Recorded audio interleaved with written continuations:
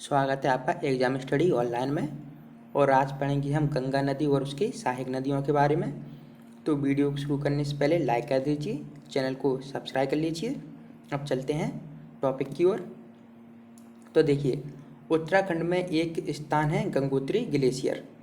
वहाँ से एक नदी का निर्माण होता है, उद्गम होता है, और उस नदी का नाम है भागीरथी रिवर।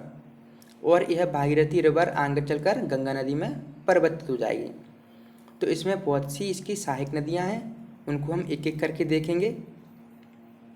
तो देखिए, सबसे पहले भागीरथी नदी में एक नदी मिलती है, उस नदी का नाम है केदार गंगा। और यह केदार गंगा उत्तराखंड में ही भागीरथी नदी में मिल जाती है, और इसका उद्गम स्थल भी गंगोत्री ग्लेशियर से ही होता है। अब इससे आगे चलती हैं तो एक नदी और आती है, उस नदी का नाम है गंग नानी नदी, और यह भी उत्तराखंड में ही भागीरथी नदी से मिल जाती है। अब इससे आगे चलेंगे तो हमें एक नदी और मिलती है, उसका नाम है बेलंगना रिवर। और बेलंगना रिवर भागीरथी नदी से जिस स्थान पर मिलती है उस स्थान को गणेश प्रयाग कहा जाता है। और इन्हीं की संगम पर एक बांध का निर्माण हुआ है, उसका नाम है टेहरी बांध, जिसे हम राम तीर्थ के नाम से भी जानते हैं। और अब गणेश प्रयाग टेहरी बांध में डूब चुका है। तो इसके बाद बेलगंगा नदी में एक नदी मिलती है, उसका नाम है बाल गंगा। और बेलंगना नदी का उद्गम स्थल कतलिंग ग्लेशियर से होता है। अब इससे आगे चलते हैं तो एक नदी और आती है जो कि बहुत इम्पोर्टेंट है, अलकनंदा रिवर।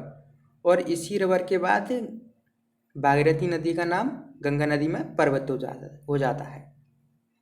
तो देखिए, यह है अलकनंदा रिवर, और इसका उद्गम स्थल सतोपंथ ग्लेशियर से होता है। अब इसमें एक नदी मिलती है सबसे पहले, उसका नाम है धौली गंगा। और धौली गंगा जिस स्थान पर मिलती है उस स्थान को विष्णु प्रयाग कहा जाता है। और इससे आगे चलेंगे तो एक नदी और मिलेगी, उस नदी का नाम है नंद की नदी, और यहीं पर नंदप्रयाग स्थित है। और अब इससे आगे चलेंगे तो एक नदी का और उद्गम होता है जिसका नाम है पिंडारी नदी। और पिंडारी नदी के मतलब अलकनंदा मिलती है, उस स्थान पर कर्ण प्रयाग का निर्माण होता है। और इसके बाद चलेंगे तो एक नदी और आएगी जिसका नाम है मंदाकिनी रिवर। और ये सभी लेफ्ट हैंड साइड से है, और मंदाकिनी रिवर राइट साइड से अलकनंदा में मिलती है। और यहीं पर निर्माण होता है रुद्रप्रयाग का। और अब ये अलकनंदा नदी गंगा मतलब भागीरथी नदी में मिल जाएगी, और यहीं पर निर्माण होगा देवप्रयाग का, जो कि इलाहाबाद में है। ठीक है, अब इसके बाद आगे चलेंगे तो हमें एक परियोजना मिलेगी जो कि पश्चिम बंगाल में है। वो उस परियोजना का नाम है फरक्का परियोजना। और यहीं से गंगा नदी में से एक नदी निकलेगी, और इसी का नाम है हुगली नदी ये वाली, जो कि पश्चिम बंगाल में चली जाएगी। और इसे पश्चिम बंगाल का शोक भी कहा जाता है। अब इसके बाद गंगा नदी मतलब पश्चिम बंगाल से बांग्लादेश में एंटर करेगी, और इसी का नाम पद्मा नदी हो जाएगा। और इसके बाद एक नदी और आएगी जिसको हम ब्रह्मपुत्र कहते हैं, और यमुना नदी में मतलब बांग्लादेश में इसका नाम जमुना हो जाता है। तो इसमें मिल जाएगी और इसका नाम हो जाएगा मेघना। और इसके बाद ये सुंदरबन डेल्टा का निर्माण करेगी। तो देखिए, एक बार और रिपीट कर देता हूँ। गंगोत्री से एक नदी निकलेगी जिसका नाम होगा भागीरथी नदी, उसमें केदार गंगा इसको ज्वाइन करेगी भागीरथी नदी को। उसके बाद गंगा नदी ज्वाइन करेगी, और उसके बाद बेलंगना नदी इसको ज्वाइन करेगी, और वहीं पर टेहरी बांध का निर्माण हुआ है। और बेलंगना नदी को बालगंगा ज्वाइन करेगी। उसके बाद आते हैं अलकनंदा नदी पर, तो अलकनंदा नदी पे सबसे पहले धौलीगंगा ज्वाइन करेगी, और उसी धौलीगंगा उस स्थान पर अलकनंदा को ज्वाइन करेगी, उसे विष्णु प्रयाग के नाम से जाना जाता है। उसके बाद नंद की नदी आएगी, और नंद की नदी अलकनंदा को ज्वाइन करेगी, उस स्थान को नंदप्रयाग कहा जाता है। उसके बाद पिंडारी नदी आएगी, उसके और अलकनंदा को ज्वाइन करेगी, उसे कर्णप्रयाग नाम से जाना जाता है। और इसके बाद आएगी मंदाकिनी रिवर और अलकनंदा को जिस स्थान पर ज्वाइन करेगी उसे रुद्रप्रयाग कहा जाता है। इसके बाद आगे चलकर एक परियोजना मिलेगी, मतलब पश्चिम बंगाल में, उसका नाम है फरक्का परियोजना। और वहीं से एक नदी का उद्गम होगा, उसका नाम है हुगली नदी, और हुगली नदी को पश्चिम बंगाल का शोक कहा जाता है। और उसके बाद गंगा नदी मतलब बांग्लादेश में इंटर कर जाएगी और इसका नाम बदलकर पद्मा हो जाएगा। और इसके बाद इसमें एक नदी और ज्वाइन करेगी इसे, उसका नाम है ब्रह्मपुत्र नदी, जिसका नाम बांग्लादेश में जमुना हो जाएगा। और जमुना इस नदी को ज्वाइन कर लेगी पद्मा को, तो इसका नाम मेघना हो जाएगा।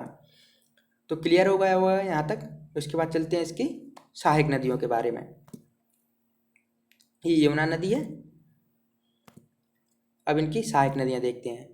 तो सबसे पहले ये हैं लेफ्ट साइड की सहायक नदियाँ। तो देखिए, सबसे पहले देखते हैं रामगंगा नदी, जो इसका उद्गम नैनीताल से होता है और इस पर 2 शहर स्थित हैं, बरेली और रामनगर। और इस नदी की लंबाई 696 किलोमीटर है और यह कन्नौज में रामगंगा मतलब गंगा नदी में मिल जाती है।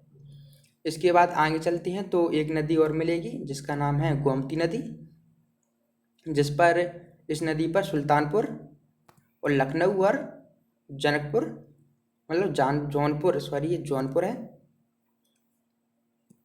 शहर बसी हुई हैं। और यह नदी उत्तर प्रदेश के फुलर झील से निकलती है।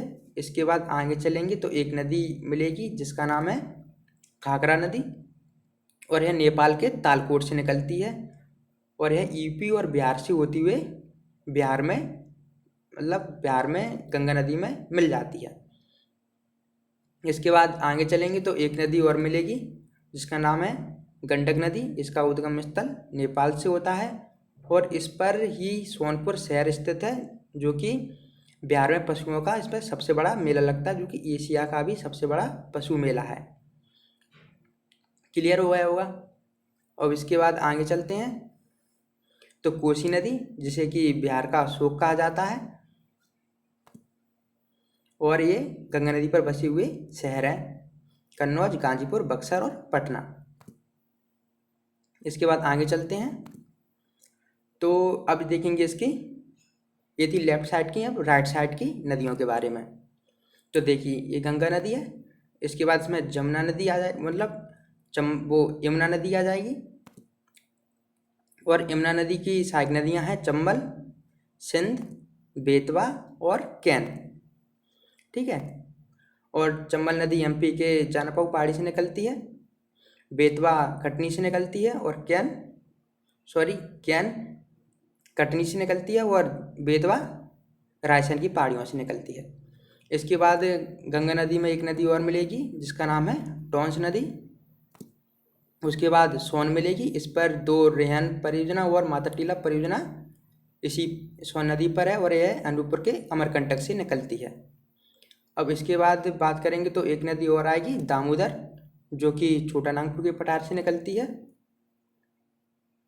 और इसी पर सबसे पहली नदी घाटी परियोजना स्थित है। तो वीडियो पसंद आया होगा तो वीडियो को लाइक कर देना, चैनल को सब्सक्राइब कर लेना और थैंक यू। आपका दिन शुभ हो।